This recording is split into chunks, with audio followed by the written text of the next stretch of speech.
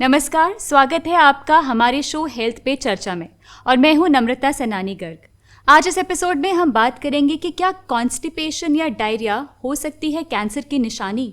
और इसी बात पर चर्चा करने के लिए आज हमारे साथ मौजूद हैं doctor Praveen Bansal, director medical oncology, Asian hospital Faridabad. Doctor साहब, आपका बहुत बहुत स्वागत है हमारे इस प्रोग्राम में। डॉक्टर साहब, मैं आपसे पूछना चाहूँगी कि कॉन्स्टिपेशन हो या फिर बाउल मूवमेंट में कोई चेंज हो तो क्या ये भी कैंसर का कारण हो सकता है? देखिए, पिन पॉइंट करना तो पॉसिबल नहीं है, पर किसी व्यक्ति को अगर कॉन्स्टिपेशन हो रहा है जी। या उसकी लेटरिन जाने की जो हैबिट है वो चेंज हो रही है, जैसे कि उसको बाबा जाना पड़ रहा है, पेट साफ नहीं हो रहा है उसका, या उसको दस्त लग रहे हैं, या लेटरिन में खून आ रहा है, तो ये कैंसर के, खासकर जो आंत का कैंसर है उसकी निशानी हो सकती है। ये जरूरी नहीं है किसी को कोई कॉन्स्टिपेशन हो तो कैंसर ही होगा, पर संभावना बढ़ जाती है। उसको नेग्लेक्ट नहीं करना चाहिए और दिखाना चाहिए डॉक्टर को। डॉक्टर साहब, कैंसर के बहुत सारे कारण बताए जाते हैं, जैसे मुंह के कैंसर का कारण बताया जाता है खैनी, गुटखा, तंबाकू आदि खाना। ऐसे ही कोलन कैंसर के और क्या कारण होते हैं? देखिए, किसी भी तरह कैंसर हो उसको पिन पॉइंट करना मुश्किल होता है, पर हाँ कुछ चीज देखी गई है जो आंत के कैंसर से रिलेटेड हैं, जैसे कि फूड हैबिट होना। फूड हैबिट में आजकल फास्ट फूड का चलन हो गया है और लोग तले हुए खाने को या भुने हुए खाने को ज्यादा पसंद करते हैं। तो ये देखा गया है कि ऐसी डाइट जिसके अंदर फाइबर डाइट कम है या जो खाना हाई टेम्परेचर पे बना है उसमें कैंसर के केमिकल प्रोड्यूस हो जाते हैं और वो कैंसर कर सकते हैं। दूसरा ये है कि बहुत से लोगों को कुछ बीमारियां होती हैं जो कैंसर होने के रिस्क को बढ़ा देती हैं, जैसे कि एक बीमारी का नाम है अल्सरेटिव कोलाइटिस। अगर किसी व्यक्ति को ये बीमारी है तो उसको फ्यूचर में आंत का कैंसर होने की संभावना बढ़ जाती है।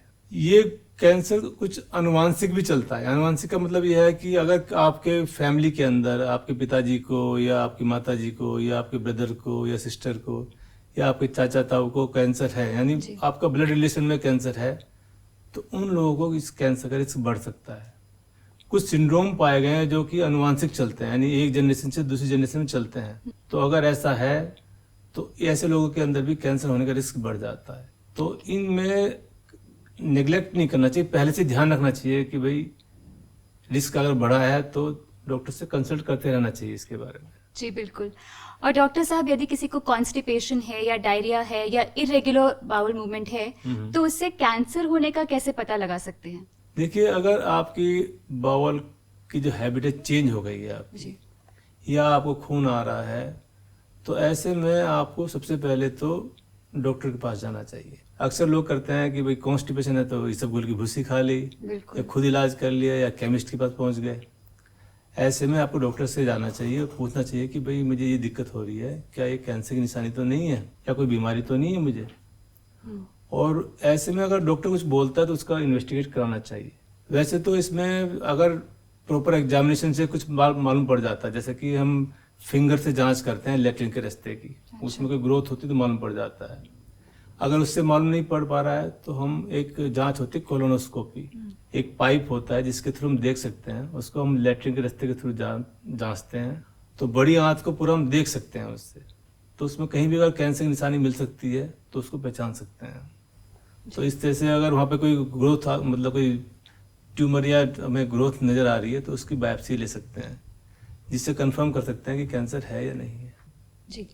और डॉक्टर साहब, कोलन कैंसर में हेरिडेटरी कारणों का कैसे पता लगा सकते हैं? देखिए, अगर किसी आदमी की फैमिली में कैंसर की हिस्ट्री है, आंत के कैंसर की, उनके माता पिता को है या उनके भाइयों को है या चाचा ताऊ को है, मतलब ब्लड रिलेशन में है, तो आपको भी ये कैंसर होने का रिस्क हो सकता है। उसके आजकल टेस्ट करते हैं, उस टेस्ट से मालूम पड़ जाता है कि आपको बीमारी होने का रिस्क कितना है। ये टेस्ट हम ब्लड से भी कर सकते हैं या आपकी स्किन से भी कर सकते हैं या आपकी जो मुंह के अंदर की झिल्ली होती है उससे भी कर सकते हैं। ये जरूरी नहीं है कि आपको कैंसर होगा ही अगर आपकी फैमिली हिस्ट्री है।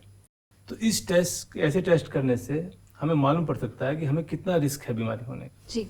और डॉक्टर साहब, अगर अनुवांशिक या जेनेटिक कारणों को हटा दें तो इस कैंसर से कैसे बचा जा सकता है? आंत के कैंसर से बचा जा सकता है कुछ बातों को ध्यान में रखकर। जैसे कि मैंने पहले बताया था कि अगर आप अपनी फूड हैबिट ठीक रखते हैं, जैसे कि पौष्टिक खाना खाएं, फाइबर डाइट अच्छी रखें उसके अंदर, और तला भुना ना खाएं ज़्यादा। और वैसे तो बचना मुश्किल है नॉनवेज से, पर कम खाएं तो बेहतर रहेगा जी। और ऐसे व्यक्ति जिनको पहले से कोई बीमारी है जैसे कि अल्सरेटिव कोलाइटिस, उनको फ्रीक्वेंटली डॉक्टर को दिखाते रहना चाहिए, जांच कराते रहना चाहिए। ऐसे व्यक्ति जिनकी हिस्ट्री है, फैमिली हिस्ट्री, उनको भी डॉक्टर से मिलते रहना चाहिए अर्ली डिटेक्शन के लिए। कुछ सिंड्रोम पाए गए हैं जो कि अनुवांशिक चलते हैं। अगर आपकी फैमिली में ये सिंड्रोम है तो आपको भी कैंसर होने का रिस्क बढ़ सकता है। जी। डॉक्टर, एक और बात बताइए कि कोलन कैंसर का इलाज क्या है? कोलन कैंसर का आजकल अच्छा इलाज है। जी।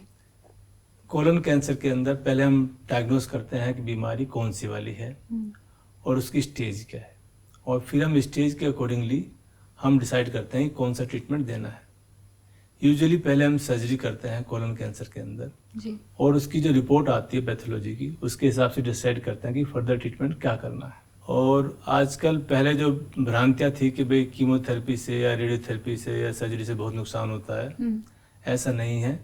हमारे पास अच्छे रिजल्ट हैं कोलन कैंसर के। डॉक्टर साहब, एक बात और, सुनने में आता है कि कुछ कैंसर ऐसे होते हैं जिसमें वैक्सीन का प्रयोग किया जाता है, तो क्या कोलन कैंसर में भी हम वैक्सीन का यूज कर सकते हैं? देखिए, कुछ कैंसर में वैक्सीन का रोल है। जैसे कि सर्विक्स कैंसर है, उसके अंदर वैक्सीन लगाते हैं हम और हम कैंसर प्रिवेंट कर सकते हैं। इसी तरह से एक कैंसर और है लीवर का कैंसर, उसके अंदर हम हेपेटाइटिस बी के लिए वैक्सीन लगाते हैं और उससे बच सकते हैं। जी। पर एज सच कोलन कैंसर में कोई वैक्सीन का रोल नहीं है। तो देखा आपने कि कॉन्स्टिपेशन, डायरिया या फिर आपकी बाउल हैबिट में बदलाव जैसी साधारण लगने वाली चीज कितनी खतरनाक हो सकती है। ये कोलन कैंसर का भी सूचक हो सकती है।